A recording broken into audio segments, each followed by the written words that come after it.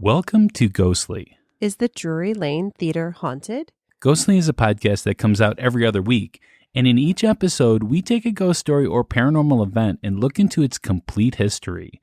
Rebecca then gives us evidence proving that the story is real, and my job is to debate those pieces of evidence and get you, the listener, prepared to vote on if it's real or not. If you haven't yet, please hit that subscribe button. And as always, we're your host. I'm Pat. And I'm Rebecca. So what's been going on, Rebecca? Well, I could ask you the same question. Yeah, well, we had a really fun book club. We did. I think what's been going on for us is the same. Yeah. Super fun. Yeah, we've had a busy, ghostly couple of weeks here because we had the book club. We put out 2 episodes in the last 2 weeks. Yeah, if you haven't noticed, go check your feed. And, you know, a lot of people don't listen to our bonus episodes. So this one is like a real episode. It's on the Hotel Cecil. Yeah, and we were on Bob After Dark, technically. Yeah, but or he was on also us. Kind I don't of know. Ghostly. Yeah, we really combined the 2 shows. We did.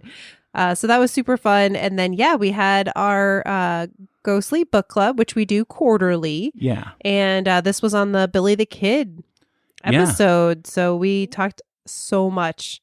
What was the name of the book? Half-Truths and Tall Tales of Billy the Kid. Yeah. And it was a very weird book, but super fun. Well, reading the book, we learned a lot about Bushy Bill. And just a lot of the claimants. Yeah. I find it really hard not to think that Bushy Bill was Billy the Kid.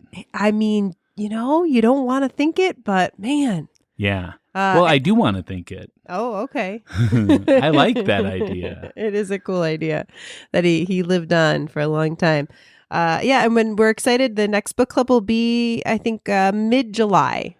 Pushing it back a little bit because of 4th of July. So still plenty of time for you to sign up. How do they do that? You go to ghostlypodcast.com/book club or just click on book club when you get on there. Yeah. And there'll be a link to sign up. So we do have some shout outs or a shout out. Mm-hmm. So there are 2 ways to get a shout out on Ghostly. The first way is to give us a review on Apple Podcasts, totally free to you. We always prefer the 5-star reviews, but we'll read any and all reviews that we receive. Now, reviews and ratings are different. Like we had a rating, which actually brought us from a 5.0, perfect 5.0 to a 4.8. Mm-hmm. So it must have been a 1-star rating or something like that. But they didn't leave a review, so I can't tell you what they thought. Yeah. But the other way is to buy us a coffee on buymeacoffee.com/ghostlypodcast or going to ghostlypodcast.com and hitting the buy us a coffee in the menu, or you could even become a member on Buy Me a Coffee for Ghostly. Yeah, and then you get early access to what the upcoming episodes are going to be. And we're working on some more benefits for that. Absolutely. I will say that we don't always use the money donated with Buy Me a Coffee for coffee, though.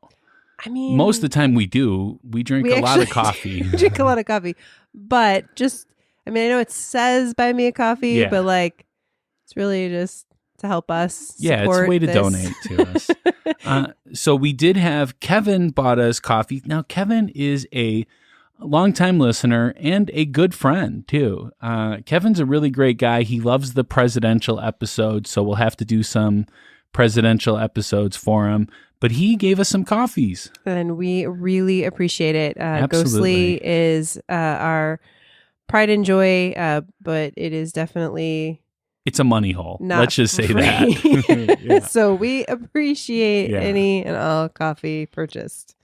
All right. So do we have any listener mail, Rebecca? We do. All Now, this one's a little bit shorter because I knew this was going to have a lot going on in this episode, but I really like it.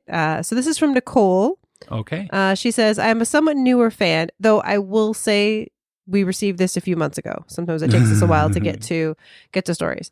So hopefully she's caught up now, because she says, currently getting caught up on your show and wanted to share an interesting experience I had in Syracuse, New York. Ooh.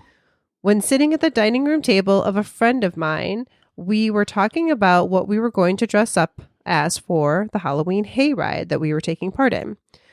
When in the next room where her jacuzzi bathtub is, the water turned on at the faucet all by itself, full force. She got up, turned it off by hand like it was nothing, telling me things like this just turn on by themselves all around the house at night. She didn't mind it anymore. I told her that I would not be staying the night anytime soon. I left shortly afterwards and only went back a few times before I had to move out of state for an unrelated situation. That's it. But I cannot imagine, like, think about that, like a faucet turning itself on. But I mean, like a bathtub faucet. I like that she was able to turn it off like it was nothing. Yeah, she's just like, yeah, whatever. The spirits turn stuff on every so often. I thought that she had like superhuman strength, that it was just like, bam, I could just turn it off like nothing. No. Oh, okay. It was That's what I interpreted that as. Yeah, like it wasn't weird that it had turned itself on is what I would take away from that. So, hey, we want your stories. We need more stories. We always need more stories. So if you could email us your stories to info@ghostlypodcast.com. I do my best to email people back if you email us. So I'd love to chat with you. You can also use the contact form on ghostlypodcast.com. You can also send us some snail mail at P.O. Box number 264, Geneva, Illinois, 60134. Yeah, absolutely. We always love getting your stories. And whenever I see one, I forward it to Rebecca and she gets all excited. I do. I get very excited. I love hearing about it. All right. So now the episode intro, right? Nope. We got one more thing. Oh. We got one more piece of business we gotta take care of. Oh, I don't know what that is. That would be poll results, my friend. No. Everyone's favorite No, why time. do we always do this? It's like ripping a Band-Aid off slowly. It's the point of Ghostly. Oh, okay. All right. The listeners get to decide. And that was my concept, too. It is your concept, yes. So in our last episode for voting, we talked about Billy the Kid. We had yes, 54.5% and no, 45.5%, which I'm very surprised about. So close. People, skeptics, you got to start voting. Or if you're team in the middle, yeah, make sure come on vote. out if you vote yes are or hesitant. no. And you could vote by going to ghostlypodcast.com and clicking on polls. Yep. It's that simple. It's a really easy form to fill out. Yeah. And you just submit it and we have it then. Yeah, absolutely. All right. So this episode is a listener choice episode. So we love doing these because it gives you control of what we will talk about. Which I always appreciate because, we try to put out the best episodes we can, but you guys know better what you want. The votes were super close in this one. In fact, it ended up in a tie between Drury Lane and the Sausage King murder. So we had to take it to Facebook. And more importantly, we brought it to Ghostly Society to break the tie. Rebecca, how did that end up? Drury Lane won out by quite a bit, actually. I was surprised. It was neck and neck for a little bit, and then Drury Lane took off. So here we are. But yeah, just one more reason to join Ghostly Society. I have to say, I was pulling for the Sausage King murder. Well, second place we always will do that episode. It's just going to be not quite yet. Yeah, absolutely. So I didn't, but the thing about Drury Lane is I didn't realize how big of a story Drury Lane is. It's crazy. Yeah. It's got a huge history to begin with. And it also is said to be one of the most haunted theaters in the world.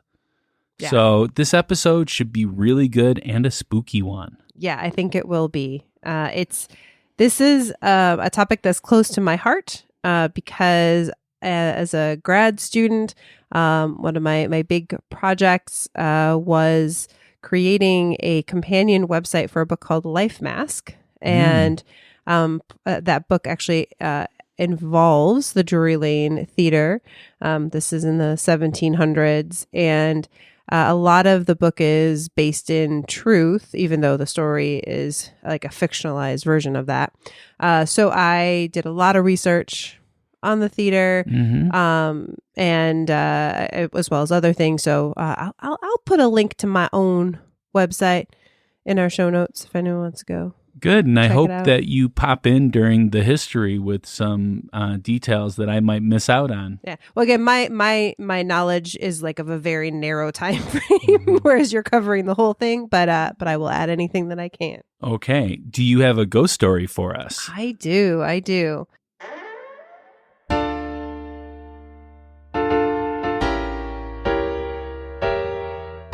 It's time for a spooky tale from Rebecca.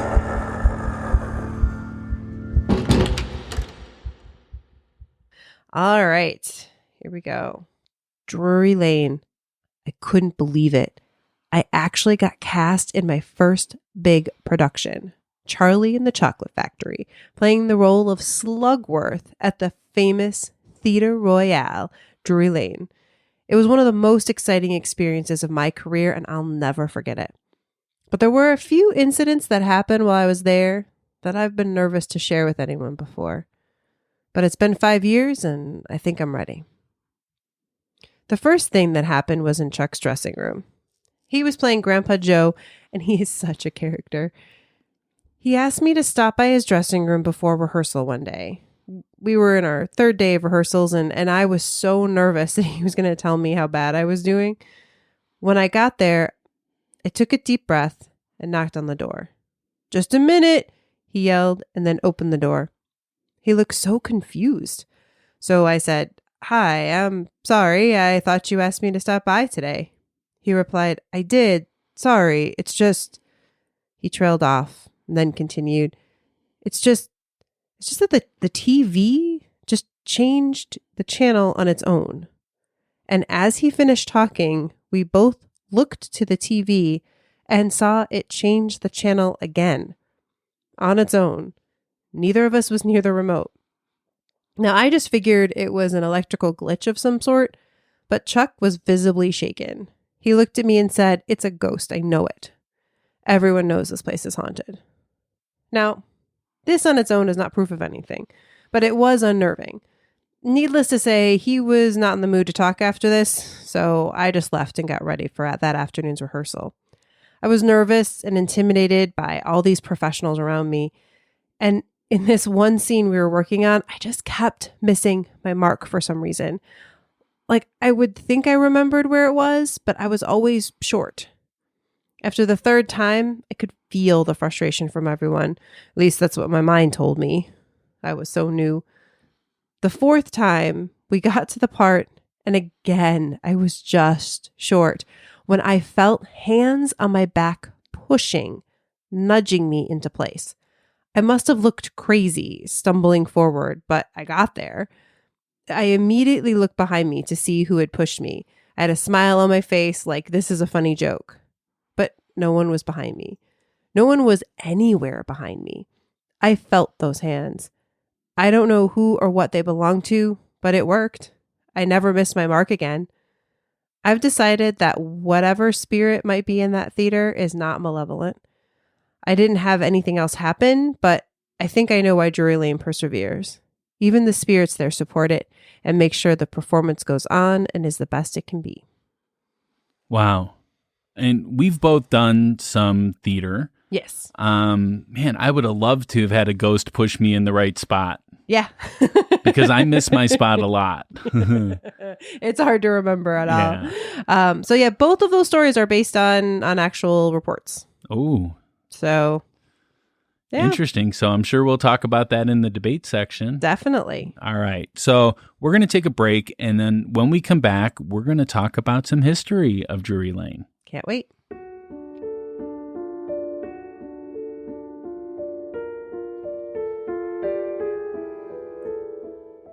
Hey guys, what I've learned over the last couple years is the key to a really good podcast is two things: getting plenty of Apple Podcast reviews and lots of caffeine. You can help us with both of those. Head over to Apple Podcast, write us a review, and if you feel up to it, you could even buy us a cup of coffee. You can go to buymeacoffee.com/ghostlypodcast, or just go to ghostlypodcast.com and click on the Buy Us Coffee. you can sign up for a membership or a one-time donation to us. It would really be appreciated.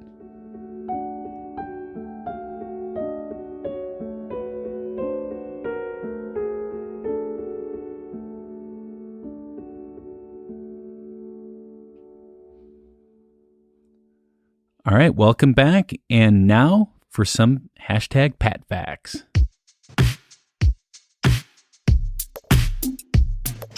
Pat's Facts. From a skeptic point of view. Pat's Facts. He presents it all to you. Pat's Facts. Facts. Pat Facts. So, I was thinking about this as we were talking. So this is in London, right? Yep. And what would you compare it with here in the United States? Would it be like a Broadway play? Yeah. So it's the equivalent of Broadway for the UK. Yeah, I mean, it's in the West End. I mean, there's like a lot of theaters in that area. Yeah. And it's big. I mean, it has lots of there big wasn't shows. always a lot of theaters in that area. No, that's true. And we're going to talk about that. So this theater has a long and rich history. Many of the things that we're going to talk about, I have heard of, but never really understood until now. Like one of them was that England was going through its Puritan movement called the Puritan Interagram. This movement was from January 30th, 1649 through May 29th, 1660. This was after Charles I of England was executed.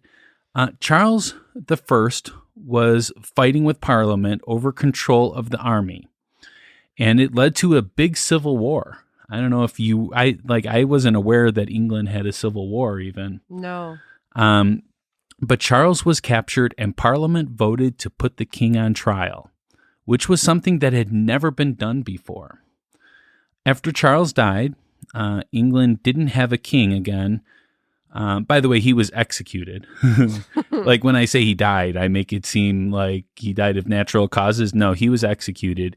England didn't have a king again until 1660. And during this time, they kicked out all of the supporters of Charles, and the remaining parliament was in full control of the country during this time. So that's weird to think that England didn't even have a king for those years. Is this Oliver Cromwell time? I am not sure. Yeah. I mean, I know there was definitely a time where they definitely broke away from Oliver Cromwell. So this is Oliver Cromwell time. So when they definitely the religious people kind of took over. Yeah. Yeah. And by religious, sometimes it was the Puritans. So the Puritans took control of Parliament and banned what they considered to be frivolous activities, such as the theater. Could you imagine the government banning theater? Yeah, well, the Puritans, I mean, that's taking religion to an extreme. Yeah. You know? There's a lot of extremists when we talk about different religions and stuff like that, and those are the ones that it's never good, right? Yeah. So when Charles II restored the throne, he immediately created 2 new acting companies. So he kind of gave them a monopoly on theater then, which is really interesting. Yeah, it was you had to get permission. But Is that what you're saying to open Absolutely. a theater? Okay. One of which went to Thomas Killigrew, and the company became known as the King's Company. The King's Company built the Drury Lane Theater. So Drury Lane opened on May 7th, 1663 as the Theatre Royal in Bridges Street. It had a couple of other names. One of them was the King's Playhouse. Drury Lane was allowed to perform speaking plays as opposed to the King's Theatre, which was originally limited to Italian operas. The Theatre Royal Drury Lane name often confuses people, even to this day, as the theater's entrance is not even on Drury Lane. But it's on Catherine Street, formerly known as Bridges Street. The Drury Lane name probably comes from the Drury House, a mansion built for Sir Robert Drury during the early 1500s, which was situated at the west end of the former Wych Street, and near the bottom of today's Drury Lane. Okay. I guess they like the guy. Yeah. Drury Lane was a 3-tiered wooden structure, 112 feet long and 59 feet wide. It could hold an audience of 700 people. And to get into Drury Lane, you had to walk down a narrow passage between the surrounding buildings. I mean, okay. So I know you like to put things in perspective, right? Like, so this is 1600s, right? Like late 1600s or whatever. In America, the Puritans, right, come to America to flee the persecution of these theaters being opened and the king coming back. So just think of what, was happening here in America. And in England, there's a 700-person theater being built. Yeah. Like, and we're just like, here it's like, can we trade you for some apples? Well, here we were still in frontier days. I would say. Definitely. Yeah. It's just crazy to think about. So performances usually began at 3 p.m. to take advantage of the daylight because, remember, there's no electricity. No, not even close. The main floor for the audience, the pit, had no roof in order to let in the light. Wow. So they could get rained out too. Yeah, and it would just come in the building. But it never rains in England, right? No. Just rains 20 minutes of every hour, I think. The theater was not like it is nowadays. So, we think of going to theater as, maybe a, once a year thing, maybe once every other year. I've never been to a Broadway play, actually. Yeah. So one day I got to do that. But it wasn't like how it is nowadays. It was a place to see and to be seen. If you think about it, there were no movies or television. So going to the theater was one of your only sources of entertainment in those days. Yeah. So, I mean, we have to kind of think of it differently. Everybody went to the theater. Yes. But things didn't go very well for Drury Lane. Kind of like this last year for us, the Great Plague struck London in the summer of 1665, so just 2 years after Drury Lane opened, and the Theatre Royal, along with all the other public entertainment, was shut down by order of the Crown. It remained closed for 18 months. So I think sometimes we get upset thinking, why are places closing down? Why are they not letting? Yeah, that this never happens. This is never, that's never been done before. It's like, no, that's like what you do when there's a pandemic. Yeah, well, they've closed a couple of times, and we're going to talk about that a little bit later. But during this time, they did do some renovations, as a lot of places that are going to stay open after COVID have been doing renovations and stuff. Yeah, but it is a difficult time. I mean, it's not great. Because there's no revenue coming in then. Yeah. The Great Fire of London was in 1666. So, Ooh. Yeah. But it didn't really affect the theater much. But the theater still did burn down. Oh, no. As a lot of theaters did in those days. It burnt down on January 25th, 1672. Wow. So well, you said it was wood, right? Yeah, it was wood. And a lot of times they would put up like a facade in front of it that made it look like it was brick or made it look like it was something else. But that was only like a little portion of it. Yeah. The whole thing was made out of wood. But we mentioned the theater fires in our Iroquois episode. Yes. So it's very, very common. Although I did not find deaths associated with it. So I'm thinking it happened during off hours. Yeah, I did not find any of that either. And none of the ghost stories that we're going to hear today are as a result of a fire. Okay. Yeah. So the King's Company could never really recover from the first fire. They were actually doing pretty well successfully as a theater before this. But after the fire, I mean, they had to rebuild a theater. But they also had to replace all their costumes and scenery that were all lost in the fire. But they did rebuild, and it reopened in 1674.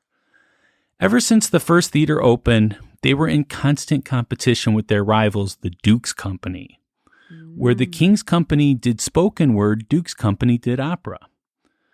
Eventually, in 1682, with a lot of pressure, they merged with their rivals, the Duke's Company, or more so, the Duke's Company took over. Wow.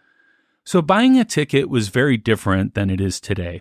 You were sold a ticket depending upon what class you were in, and the prices were accordingly. So box seats that were usually for the nobles, it cost them 5 shillings. The benches in the pit area cost 3 shillings, and this was for the middle class of the day. Mm-hmm.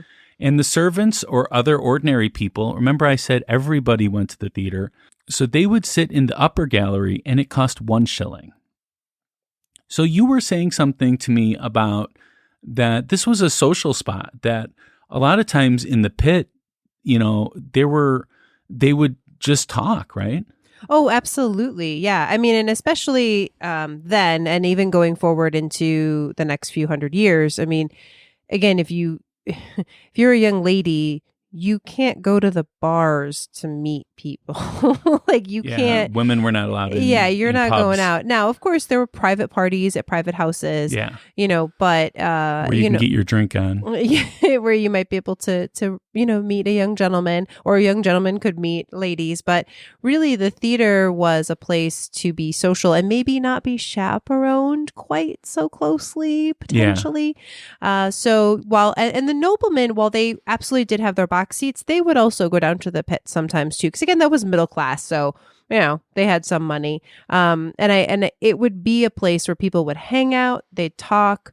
And it was, I mean, nowadays, if you think about it, you don't go to a play and talk. No, that would drive me nuts. So rude. I mean, when we've performed and people have been talking, it is very frustrating and very hard to keep on your cue, Absolutely. But the thing is, imagine that the plays then, yes, every season you might get one new play or a couple new plays, but they would have basically the same play or two happening over and over again, during the season.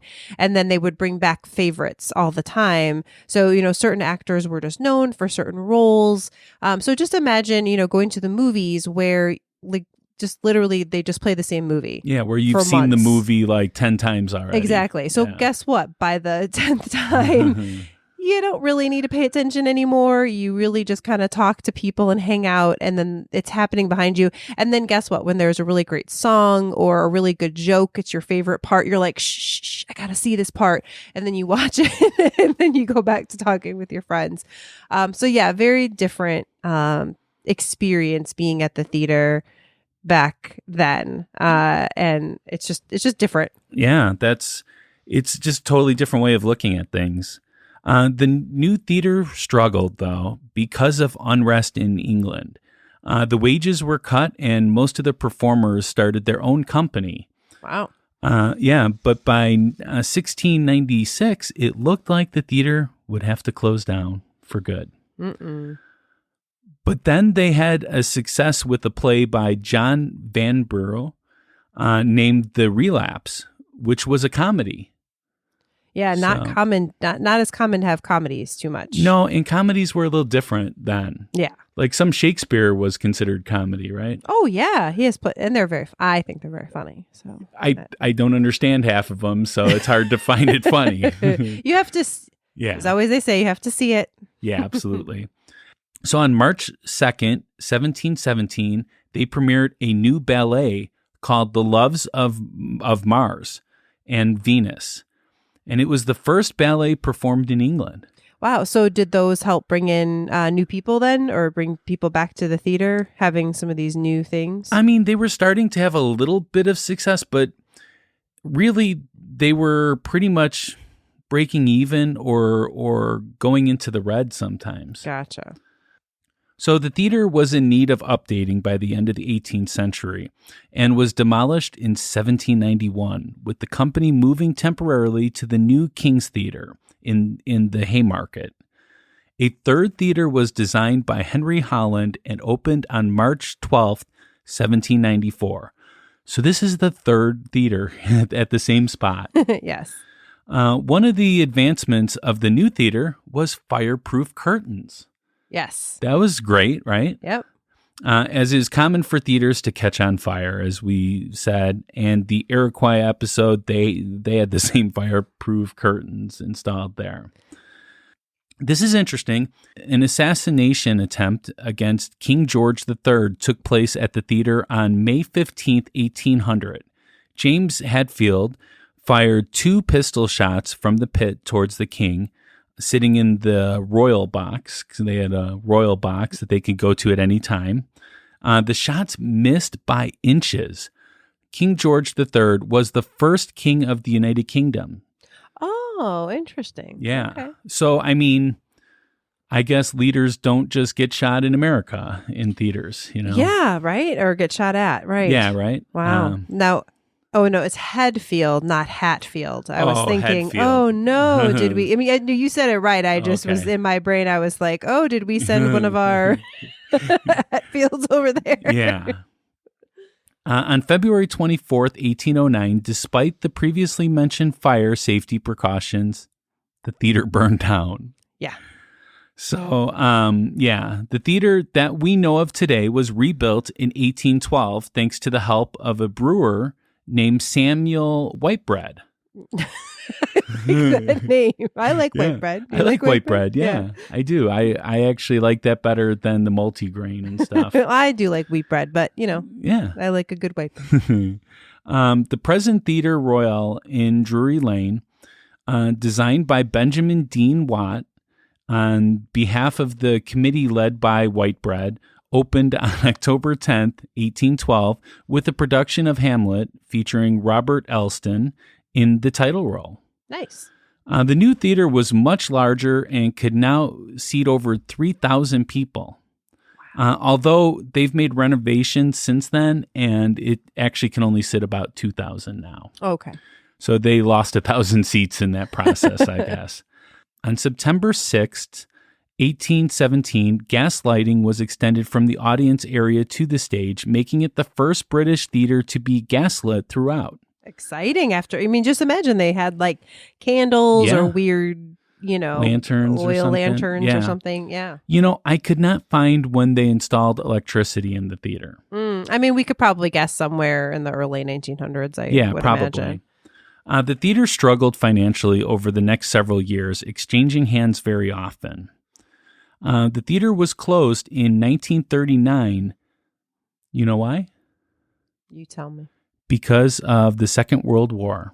Yeah, that would make sense. I think we always think of it as a little later, but obviously it was going on in England. Yeah, now going there, going to England, it's kind of weird because you will still see buildings that have bullet holes from the planes and stuff that the Germans were using. So bombing did occur in England. Absolutely. And you don't think of it. Like when you think of World War II, you think of it more being in the other part of Europe. You don't think of it being in England. Well, I do. I do remember I read Chronicles of Narnia as a child, and they would always talk about like they had to get out of London because of the bombing. So I get it. So during the war, it served as the headquarters for the Entertainment National Service Association. It sustained some minor bomb damage, but it reopened in 1946. So it closed in 1939, reopened 46. Okay. So that's like 7 years. Wow. And in 2000, Theatre Royal Drury Lane was purchased by Andrew Lloyd Webber. What? Yeah, you didn't know that? I did not know that. And it's remained under Andrew Lloyd Webber's control ever since. Wow. Well, I know he's got a new musical. Like if you go to his Facebook page, he'll like play songs from it and stuff. I think it's on Cinderella. But I wonder if it'll be at Drury Lane. Well, I know that he struggled a lot during the COVID stuff, but he did manage to put a lot of his stuff online. He did. My mother, very excited, would watch it like every day for his stuff. Wow. Well, those are really good plays, I guess. I've never seen an Andrew Lloyd Webber. Yeah. Have you seen any? Yeah. What have you seen? I saw Cats. Oh, Cats. Okay. Yeah. Cats, much better play than it was a movie, I guess. Much of a musical. Yeah, he does musicals, so different than opera, different than a play. I like musicals. Yeah, musicals can be fun. I mean, even though I haven't gone to any Broadway, I've seen off-Broadway versions of Hair and Oliver. Mm-hmm. And I actually saw a way off-Broadway. It was Fellowship of the Rings. Oh, Tolkien, interesting. Lord of the Rings. Yeah. Yeah, it was very, very interesting. Was it a play or a musical? It was a play, but I mean, it's got some music in it, though, Okay. because, that's the way that Tolkien wrote That's everything. true. He does have songs. And they tried their best to incorporate that, although I wouldn't call it a musical because it wasn't like every couple of sentences they would break into song. Right. Interesting. Which that always surprises me in musicals. It's like, yeah, sometimes it's all sung and Yeah. sometimes it's intermixed. Yeah. Yeah. Well, I love live theater and I miss it, and I do it'll too. be exciting to have it back. absolutely. So do you have anything to add to the history? Just that Drury Lane is certainly a historic landmark. I mean, think about it. It's been around in one form or another since the 1600s. I mean, in America, Yeah. we just don't have things like that. And It's, it's almost going to be 400 years Yeah. that this place has been open. it's crazy. I mean, it burns down, they rebuild. It's pretty amazing. And like I said, it was such a social, big part of social life. Yeah. For people for a long time. And I remember I studied in England in college, and when my la-di-da. yeah, well, when my my mom and brother came to visit, we for sure one of the first things we had to do was to go and get tickets for a show At Drury Lane? I don't think it was at Drury Lane. But anyway, just that whole area is just full of theaters, and it's super fun. We saw an Agatha Christie play that I don't know if it's still playing now, but it had been playing for a lot of years, and it was great. So. What I found really interesting is that although it was government ordered, Right. to open, but I don't think that they donated any money or did anything like that. Yeah, I mean, if they did, it was not enough, and only probably at the beginning. But I do know for a long time you had to have, and maybe you still do have to have like a charter from the government or open a theater, like in London at least. Wow, you can't that's just crazy. open one, or you couldn't, I should say, because it was definitely a regulated industry, and like you said, Yeah. even the kind of plays or operas or whatever was controlled. Yeah. Yeah. Anyway, super interesting, and I can't wait to give you the ghost stories. But I just do want to put out that you should definitely try to support your local theater companies because they're struggling right now. Yeah, not all of them are big Drury Lane. And it doesn't even necessarily mean that you have to donate money to them. It could be that you like their webpage, or it could be that you participate in some of their online stuff. Yeah, I think a lot of theaters are doing, online versions of things or activities, whatever, fundraisers. And you know what? Guess what? When we come back, as we're starting to come back, when you feel comfortable, go see a show. Yeah, definitely. All right, so let's take a break and then we'll get to the debate.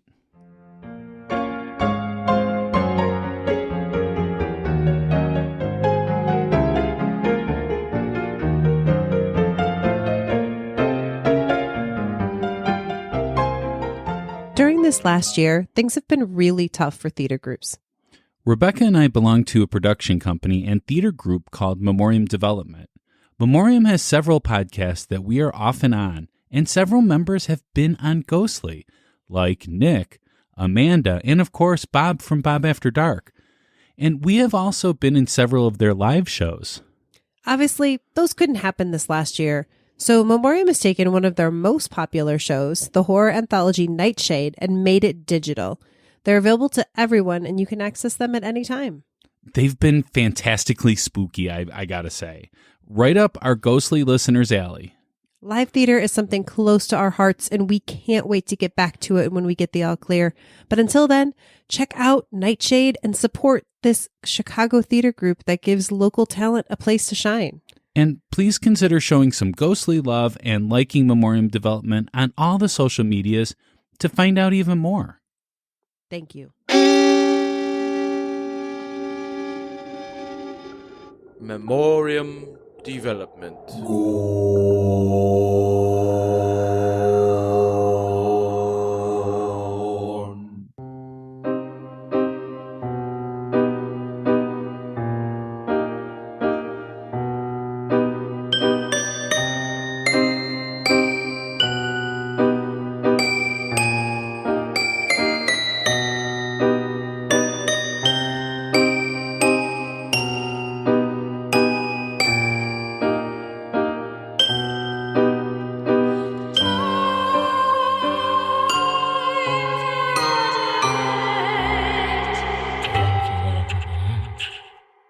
All right, welcome back. It's time for the debate.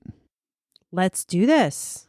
Okay, so what do you got for us, Rebecca? All right. So there are so many ghost stories and investigations.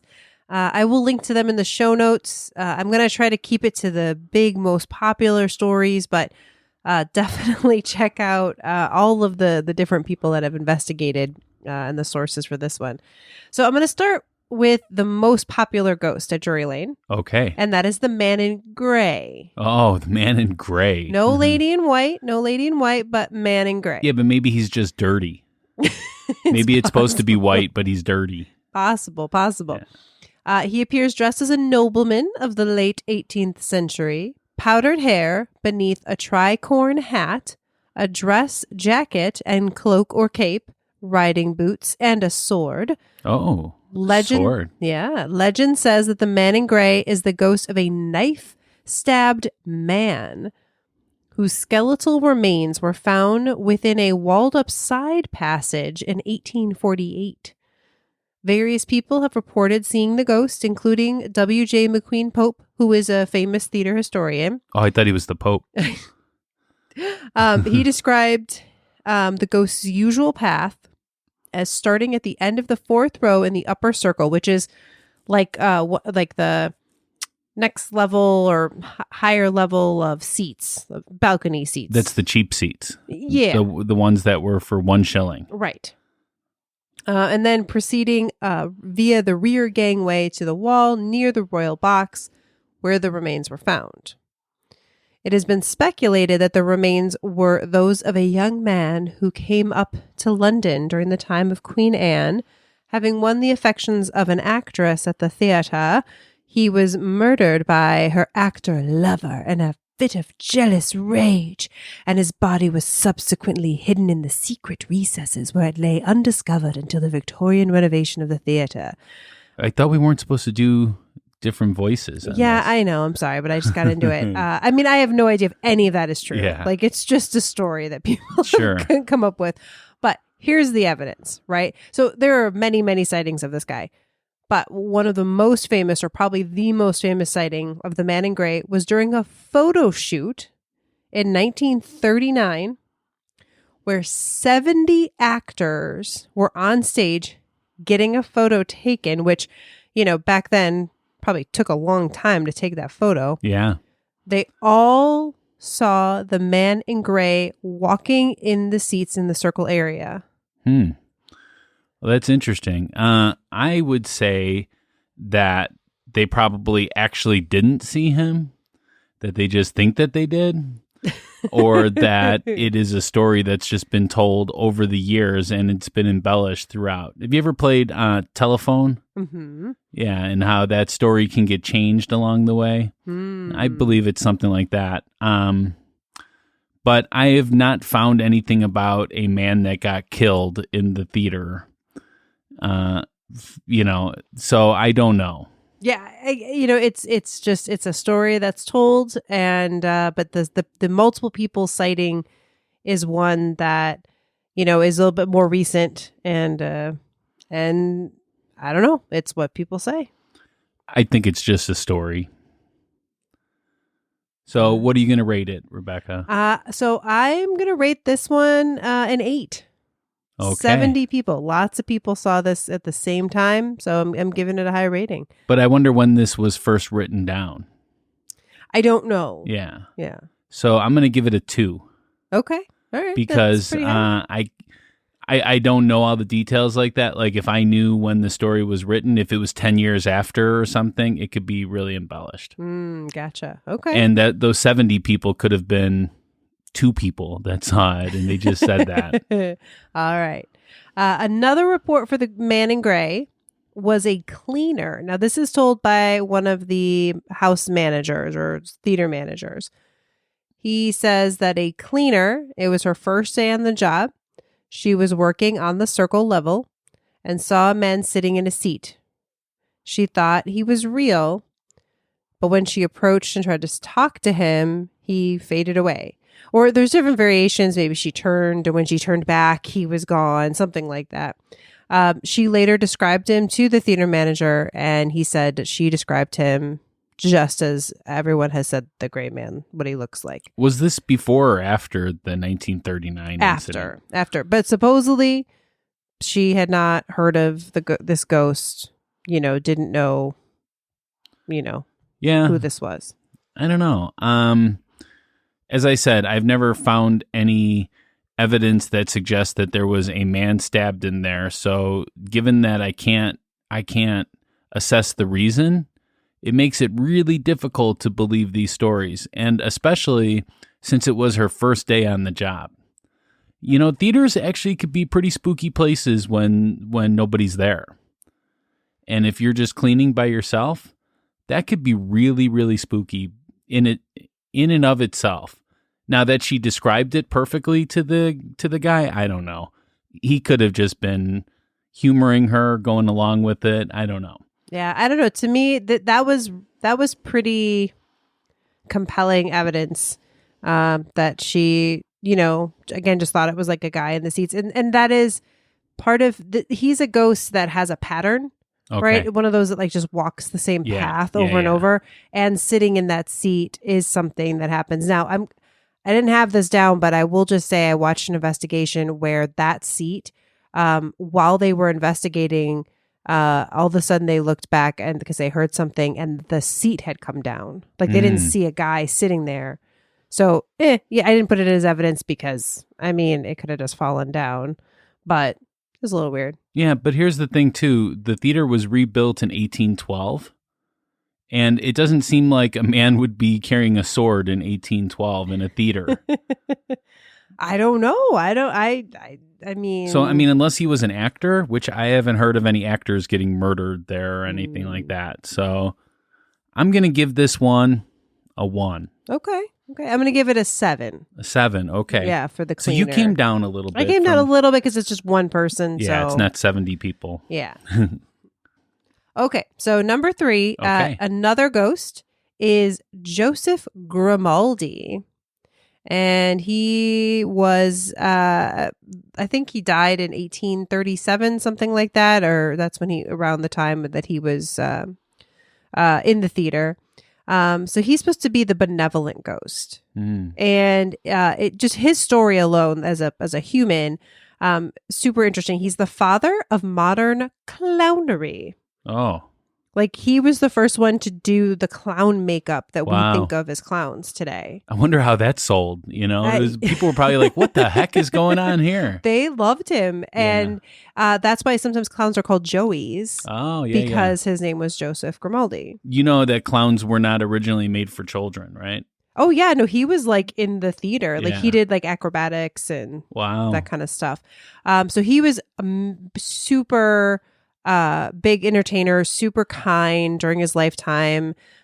He basically, since the age of 3, was doing this, and he was always trying to help people, but he was crippled completely by the age of like 40. Wow. Because he did all this stuff. And so they gave him like £100 annually from the Drury Lane, like just in recognition, because obviously kind of gave his life in some ways. He died in his early 50s, I believe. But a lot of actors, ushers, cleaners, people believe that his ghost gives them mischievous kicks as they perform their duties. Most helpful is his spirit's frequent assistance to nervous performers who are struggling with their roles. He holds their shoulders, guides them on stage. That's the story that I told earlier. pats them on their shoulders when they are successful. And then this part is a little gruesome, so warning.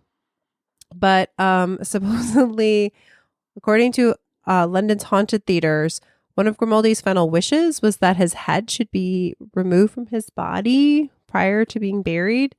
And that supposedly that happened. And so sometimes people also just see his white face in the theater. But I'm going to go with the people getting, feel him like pushing them or nudging them on stage, grabbing hair, patting them on the shoulders. That there's a lot of those stories. So the thing about the head is actually there's a lot of stories of theater owners or people that worked in theaters that wanted their head removed. Really? Why is that? Well, I don't know why, but it's just one of those stories that keep getting told over and over again. Like even in Chicago, Improv Olympics, Del Close wanted to have his head removed and the skull to be used in Hamlet. Was there a skull in Hamlet? Oh, yeah. Yeah. That's what he wanted. And supposedly they did it, but they didn't actually use his head because there was some laws. Oh, I was going to something. say, I'm sure that's not really allowed. Yeah, but this is an ongoing story. Wow. For theater owners getting their head cut off and stuff. And there's different variations. It's kind of like the Resurrection Mary story in that there is vanishing hitchhikers, you know? Yeah. It's kind of like how that gets told a lot. How interesting. I did not know that. But I don't know as far as the kicking and whatever. I think that's just people, you know? I mean, like, I don't think anybody's doing it. I just think that they're feeling it for some reason, especially the performers and stuff, because I mean, when you're performing, you're not really paying attention to your whole body unless you have to, you know, and especially if you're nervous. I get, well, or you should be paying attention to your whole body and using it. Well, but anyways, you may not be. Just because of the head cut off thing, I'm going to have to go really low on this one. Oh, okay. What would you say? I'm going to say a 0. A 0. Okay. Yeah. I'm going to go with a 7 on this one. Okay. Again, a number of stories, people talking about it. Again, for the most part, not a complete part, but for the most part, people find the spirits at the Drury Lane benevolent, meaning positive, as opposed to malevolent. Yeah. All right, so we've got another one here, and this is Dan Leno, and he is often, Jay Leno? He's often called the Lavender Ghost. Oh. So he was a pantomime. Okay, they call him a pantomime dame, which basically means he would dress up as a woman. Oh, okay. And did he ever wear all white? Not that I saw in pictures, but they were black and white pictures, so I guess I don't really know that. So he actually was also a clog dancer. Oh. So he actually was a world champion clog dancer. World champion. Wow. Yes. Unfortunately, though, the London audiences preferred his like comedy that he would do with the pantomime and the dressing up as women and comic characters. That's what made him very popular. In 1888, he performed as a full company member at the Theatre Royal Drury Lane.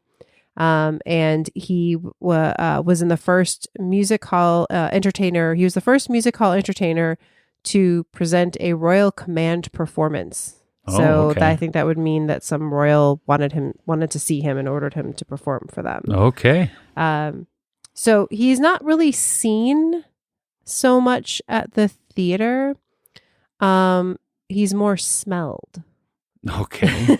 So every so often, especially I think in the backstage area, people will smell lavender. And I guess he was known to use lavender to hide a medical condition, which was incontinence. Oh. And so he like had that scent on him all the time. And so people say they smell it. But there is also a report of rhythmic drumming that comes from his old dressing room, which is kind of the clog dancing, supposedly. Interesting. I wonder if that worked for him for the incontinence. I don't know. I mean, my guess is people probably figured it out. Well, everybody stunk back then, though. True. Yeah. people didn't bathe on a regular basis. So Yeah, I don't know. But yeah, I mean, this is true. yeah. Yeah. So I'm going to say, I mean, I know that some people say that the smell, can be ghost, but I don't think there's anything that really links those two together that I've heard. So I don't know. It just, to me, it seems like a smell in a theater like that. I don't know. It could be very possible that it could be a leftover odor from somebody that was there or something, or somebody burning some incense because they smoked a little sandwich or something beforehand. Yeah. So yeah, I don't know. And the rhythm thing, that to me, I mean, when you're in a theater, theaters are made to project sound, especially before microphones. True. Yes. So it's one of those places that amplifies sound. So any little sound can sound like it's booming. Yeah. And I don't know. To me, I don't see much in this one. Okay. So what would you rate it then? I'm going to go 1. Okay. I'm actually going to go 5 for this one. Oh, okay. So you rated it low too. For me, it's lower. I mean, there are a lot of people that say it, but I think you're right. I think a smell could be it, but it could also just be, somebody wore perfume that smelled something and Sure. it just is lingering. Sure. A little difficult there. All right. So then I've got one more I'm going to talk about. Now, there's another potential ghost that's associated with this ghost, but it's hard to tell the difference, and this is the one I talk most about. So it's Charles Macklin, and he passed away in 1797. A tall, thin, ugly ghost who wanders the backstage corridor, though in watching an investigation, a medium seemed to also contact him out in the theater seats, so I don't know. But he's thought his spirit is, so it's thought to be this. He's an Irish actor and playwright. He was a bad-tempered guy. He got into a lot of arguments and lawsuits. So this is all documented stuff. And in 1735, while appearing in the farce Trick for Trick at Drury Lane, Macklin fought over ownership of a wig with Thomas Hallam, another actor in the play. Nice. So he was extremely angry. He pierced his adversary's eye with his cane, and the injury inflicted before many witnesses damaged the brain of Hallam, who died the following day. Ooh. Macklin was charged with murder, received a manslaughter conviction. So the ghost is said to be Macklin, wanders the corridors near the site of where that happened. Yeah, that's why you don't take somebody's wig when you're in theater.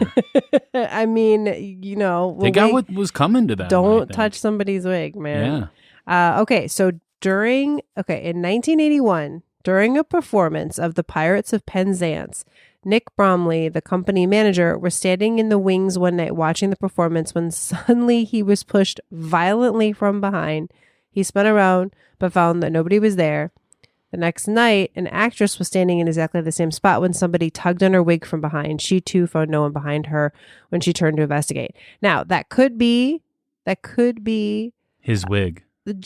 Joseph Grimaldi, Yeah. but it seemed a little more malicious, so Okay. they put it more towards Charles Macklin that did those things.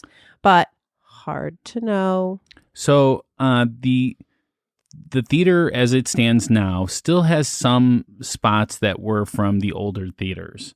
But I believe it's like the basement or something. It's like it's in down the foundation. below. Yeah. Yeah. Yes. So, 1797 was before 1812.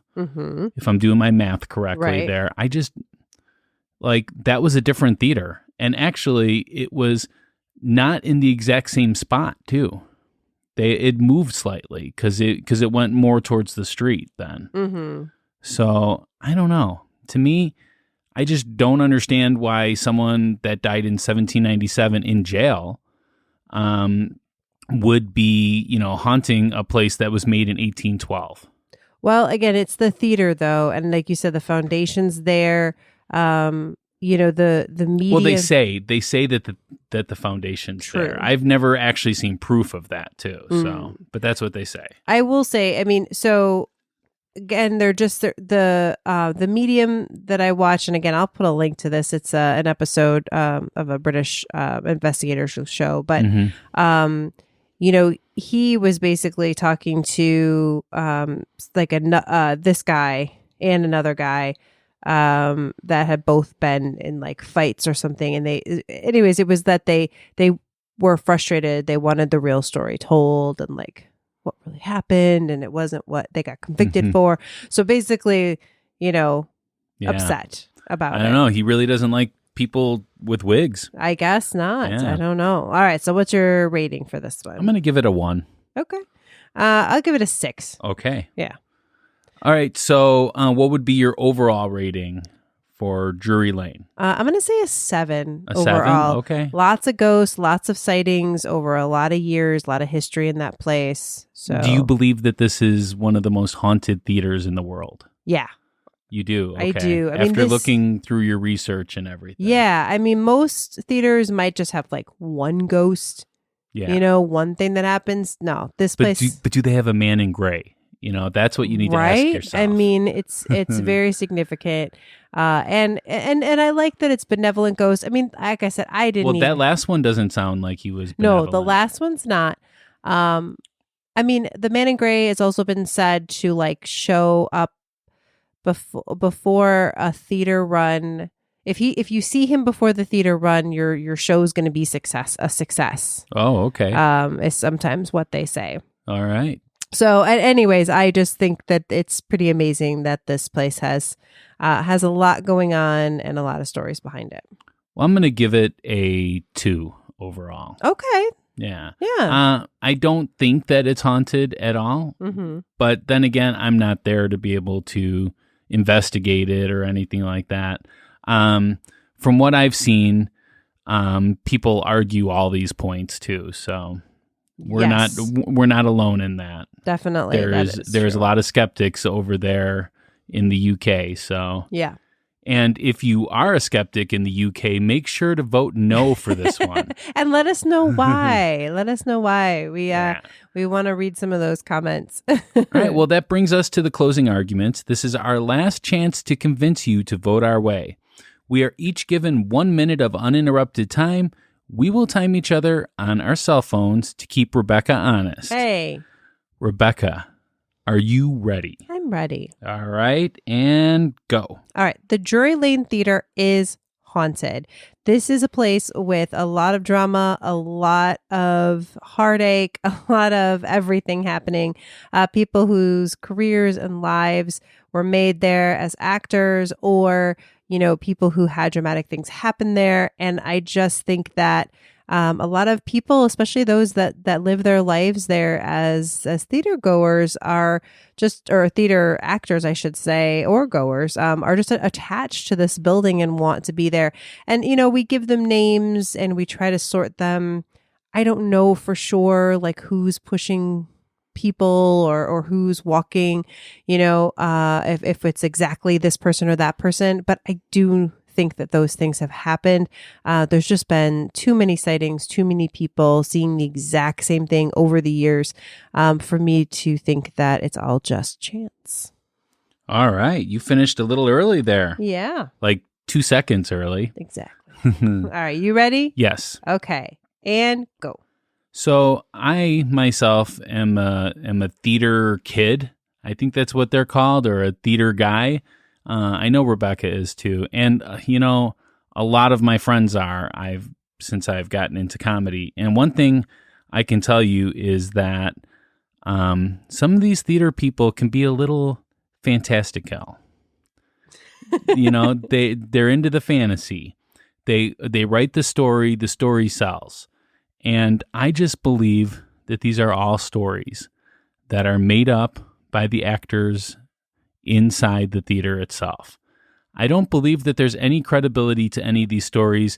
In fact, when you start investigating out these people, except for the one with the wig, most of them don't even exist. You can't find them in there. So I'm going to leave it at that. Vote no. Okay. And where can they vote, Rebecca? Go to ghostlypodcast.com and click on polls. It's super easy. Go do it right now. Let us know what you think. Yeah. Well, actually, wait just a minute before you go vote because we want to thank you so much for listening. We also ask that you please share us with your friends and family, as word of mouth is our best form of advertisement. Right? Listen together, debate together. Absolutely. And remember to hit that subscribe button if you haven't done so already, although I don't think you would have made it this far without hitting that subscribe button. Well, I'm sure not, but just in case, subscribe or follow. So do you want to tell them what the next episode is? Yeah. I think this was originally your idea. I don't think so. Or maybe it was a listener. I don't It might have been a remember. listener. I don't know, but I'm excited. We're going to be talking about the HMS Queen Mary on the next episode that comes out on May 26th. Yeah, so that's going to be a lot like the Eastland disaster, I'm assuming. I don't know. Or the Titanic? Or maybe, yeah. So it's Right. going to be kind of one of Tragic those kind of boat things. thing. Yeah. I'm excited. Boats kind of freak me out a little bit. Have I Well- ever told you that? No. Well, because, like you're in the middle of this body of water Mm-hmm. and there's nothing around you. It's magic. And have you ever been on a cruise or anything? No, I've not been on a cruise. I've been on many boats. Have you been on a boat late in the evening Yes. when it's pitch black? Yes. That is so creepy because you look out, you barely see the water even. Yeah. So it kind of creeps me out. It's But fun. until next time, stay ghostly. Bye.